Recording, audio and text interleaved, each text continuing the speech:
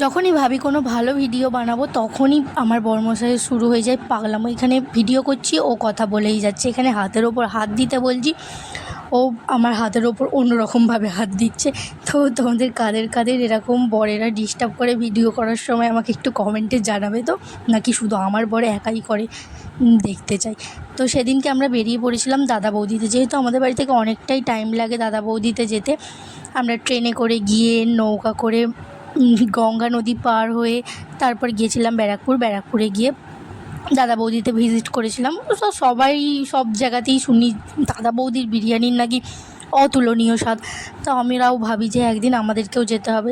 এইভাবে প্ল্যান হচ্ছে আর ক্যান্সেল হচ্ছে, প্ল্যান হচ্ছে আর ক্যান্সেল হচ্ছে। রাত্রে প্ল্যান হলো, পরের দিন আবার সকালে আমরা বেরিয়ে পড়েছিলাম। তো সত্যি বলছি দাদা বৌদির বিরিয়ানি যে কী অসাধারণ খেতে, না গেলে আমি বিশ্বাসই করতে পারতাম না। আর আমরা খেয়েছিলাম দাদা বৌদির বিরিয়ানি আর ফিশ কাটলেট, অসাধারণ খেতে। বাই।